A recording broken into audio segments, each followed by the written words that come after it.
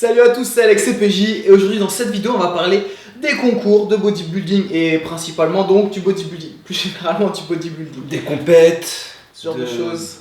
Voilà. des tenues aussi, bodybuilder. Ouais, un tout, peu de tout tout ce qui ce qui englobe entoure un peu le bodybuilding, ce qu'on aime, ce qu'on n'aime pas. Et donc, notamment les concours, je disais au départ. Exactement. Je vais te séparer parce que j'ai un peu de mal. Juste, ce qu'on voulait dire, c'est que on n'a rien du tout contre et surtout, on s'y connaît pas. C'est Donc, normal généralement quand ça commence comme ça. J'ai rien contre, mais. Non, en vrai, on n'a rien du tout contre Ah, les mecs qui sûr. font du bodybuilding ou contre la discipline en elle-même. Mais et en plus de ça, on n'y connaît rien. Donc, ce qu'on va vous dire là, c'est vraiment juste ce qu'on pense nous. On n'est pas, voilà, on n'a pas de connaissances dans. Ouais, donc vous doutez qu'on s'y intéresse Non, pas vas-y. énormément. Ouais. Bien sûr qu'on suit un minimum, je veux dire qu'on sait qui va être champion, machin. Mais Lycée. ouais, c'est vraiment très léger. Parce que encore une fois, donc on s'y intéresse pas. Et quand on dit on n'y connaît rien, si on connaît pas les catégories, on sait pas quelle date se passe à tel endroit. Il y a pour plein de être champion. fédérations différentes. Voilà. On sait juste que une des plus importantes, c'est IFBB. Il y a aussi WBFF.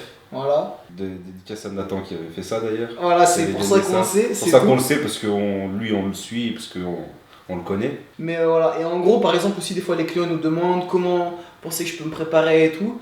Honnêtement, ça nous intéresse pas tellement. Nous, ce qu'on aime, et vous avez pu le voir à travers la chaîne, c'est être en forme, se sentir au top, être explosif, être sportif, tout ça. On n'est pas du tout des préparateurs de bodybuilding. Mais voilà, se préparer pour une journée d'un point de vue purement esthétique, c'est pas trop notre délire. Ça veut pas dire que c'est pas bien ou quoi, ça veut dire que nous, ça nous intéresse pas.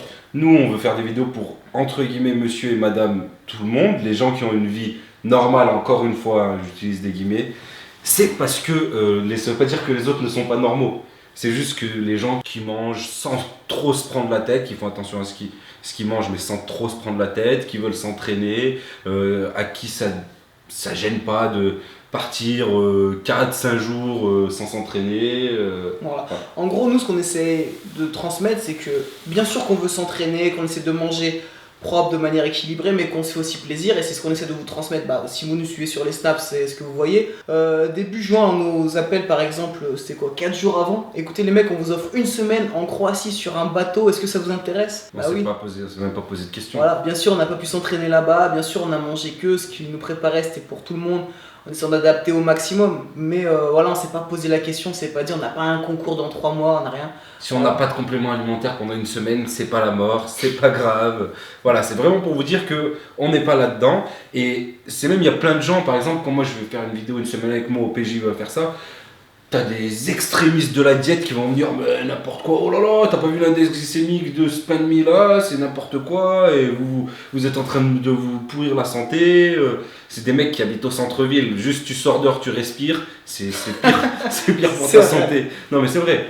Non, bien sûr, ou qui nous disent, bah, vous faites beaucoup de cheat et tout dans la semaine, tout simplement parce qu'on a un objectif qui est toujours de progresser.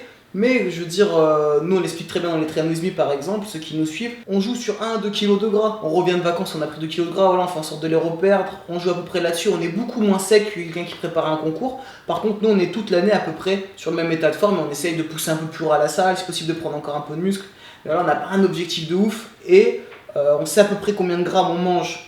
On va dire à vue d'œil comme ça, de glucides, de protéines et tout, mais on pèse pas les aliments en grammes près, on s'en fout. On les pèse pour établir les programmes, pour savoir à peu près, et après de toute façon à l'œil, on voit. Voilà, Ça exactement. peut arriver s'il y a des aliments qu'on ne connaît pas bien, voilà, on va peser un peu, mais on n'est pas en tout cas des extrémistes de la diète. Par contre, on est des extrémistes de faire du sale à la salle, c'est tout ce qu'on Exactement. veut que vous fassiez. Et c'est tout le temps ce qu'on répète, c'est si vous entraînez très très dur et que vous mangez en fonction de votre objectif, et ben vous aurez des résultats. Si la plupart ils n'ont pas de résultats, bien sûr que c'est important de très bien manger, mais si vous poussez pas à la salle, si vous choquez pas votre corps, ça servira à rien. Après, on vous disait, on n'est pas des extrémistes, c'est-à-dire qu'on peut partir 4-5 jours sans s'entraîner, même 1-2 semaines de vacances, c'est pas un problème, parce que ce qui compte, c'est l'assiduité. Nous, on s'entraîne toute l'année.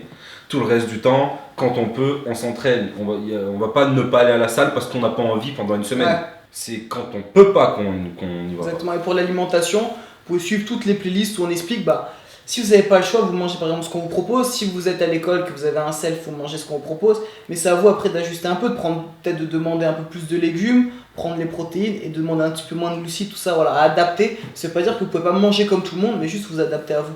Si vous êtes avec votre copine, votre copain, plein d'amis, machin, tout le monde prend des pizzas, On va pas sortir du Pernod et bouffer brocoli, poisson blanc comme ça. Voilà, c'est pas On notre va délire. manger Après, avec tout le monde. après, on respecte les gens qui ont une diète super stricte.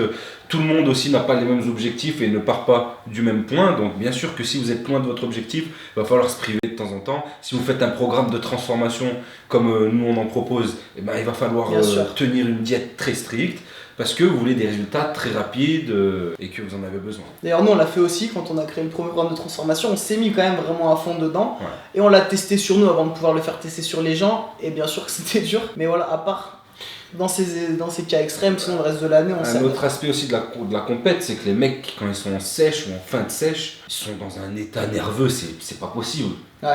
Eux-mêmes le disent. Peut-être il y en a d'autres qui le supportent mieux, mais ils sont dans un état sur les nerfs, et attention, il est en sèche, il faut pas lui parler, s'il y a des odeurs de wow. Si on passe à côté d'une boulangerie, il faut pas faire un arrêt cardiaque. C'est que je pense que c'est vraiment un sport qui est très très très difficile et finalement. Très ingrat. Ouais, voilà, très ingrat.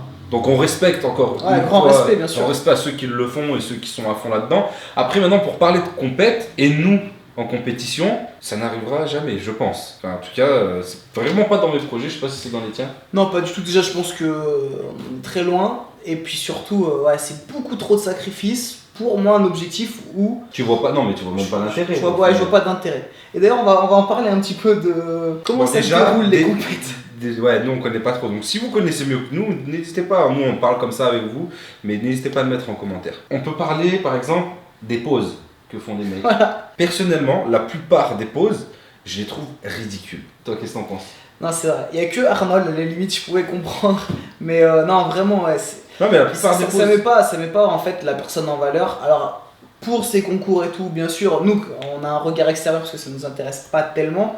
On trouve ça un peu ridicule. Alors, il y a quelques pauses. En fait, ça représente un peu les beaufs de la muscu, quoi. Quand tu regardais la muscu des années 80, les beaufs. Je trouve que c'est un petit peu moins quand même maintenant. Sur les pauses et tout, c'est un peu moins. Mais Mais mec, stylés, tu vois, le principe d'être en pleine contraction, avec un grand sourire, en tremblant et tout, je trouve pas ça. Que ce soit pour les hommes ou pour les femmes, hein, moi je parle pour les deux. Ah, ensuite, il y a la tenue. Ça dépend quel, parce que les men's physiques, ils ont un short. Ouais, même je trouve ça commence à être mieux, tu vois. Ouais. Mais le petit slip, on en parle du petit slip, Qui- souvent rouge, Qui rentre dans les seufs un peu derrière quand même.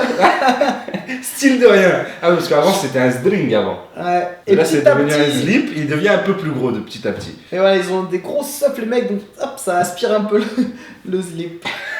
Et souvent c'est une ficelle sur le teco. Non, voilà, c'est juste en fait ce qui nous, ça nous fait rire, mais vraiment, encore une fois, il n'y a pas de. Mais en fait aussi, on se permet aussi pas un de- peu. On se permet un peu aussi de se moquer, de rigoler de ça. Parce que certains mecs qui nous taillent, c'est des mecs qui sont dans ce milieu-là. Ouais. Parce qu'ils savent très bien qu'on n'est pas du tout là-dedans, c'est pas notre objectif. Pourtant, on fait le même sport, on fait de la musculation. Après, c'est pas la même chose. Donc, c'est ces gens-là qui se permettent de se moquer ou de nous critiquer un peu. Donc, on leur rend un petit peu l'appareil, il n'y a rien de Après, on méchant. a aussi plein d'amis qui le font, et ça nous fait plaisir qu'ils réussissent là-dedans, bien sûr. Voilà.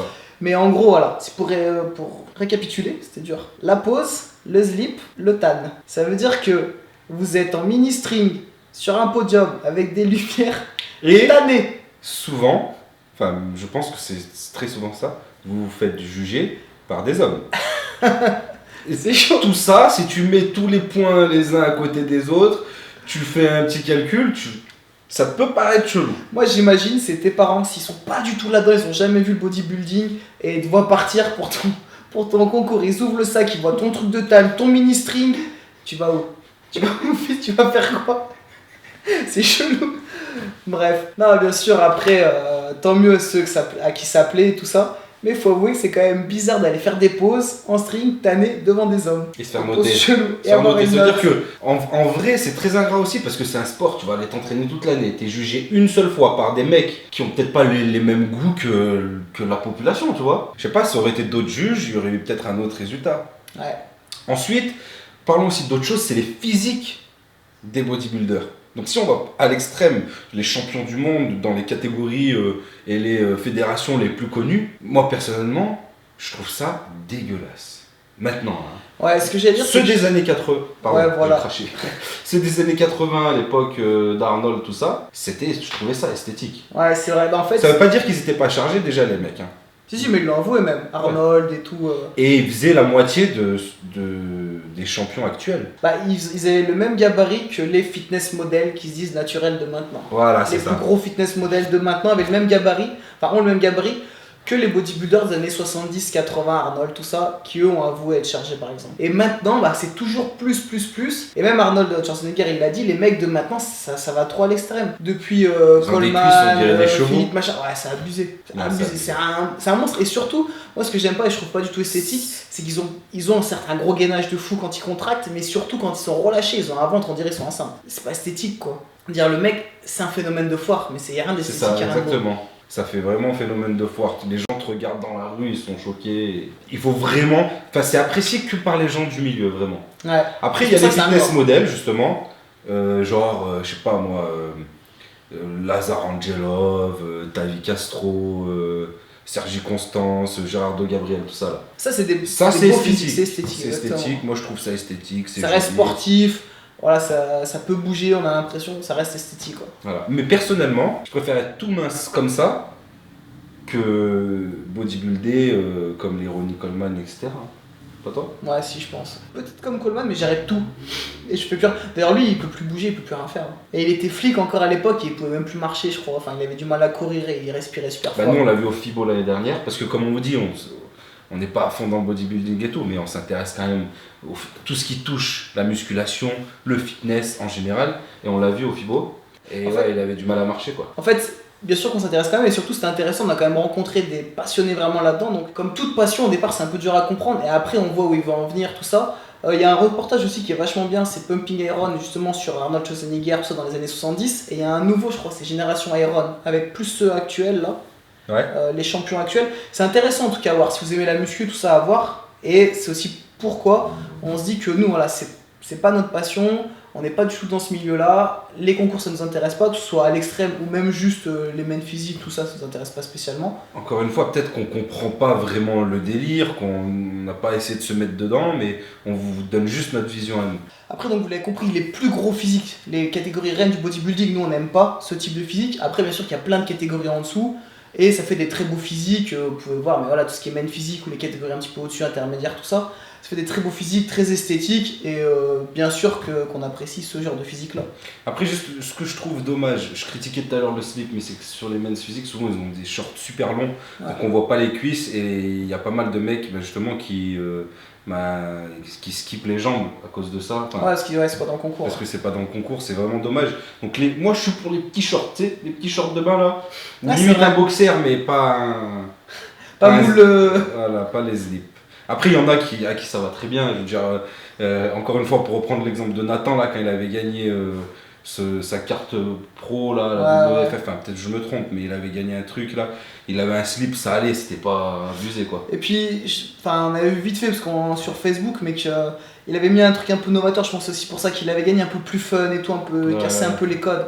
Ça j'aime bien, je sais pas, il avait raison. Puis la physique énervée quand même. Faut dire qu'il est très très. Voilà, ce genre de physique, bien sûr, faudrait être fou pour ne pas aimer. Après, quand on vous dit c'est l'extrême, parce que l'extrême, les mecs, vraiment, ça fait plus humain quoi, ça fait animal. Grave. Mais pas dans le bon sens du terme. Ouais, pas en très bonne forme, ça fait. Voilà. En tout cas, moi, c'est la sensation que j'ai quand je les vois, donc voilà. Et puis, bien sûr, faut pas se mentir, les gars, il y a des, comme il disait, dans les catégories inférieures, il y a des physiques qui sont atteignables naturellement, sans problème.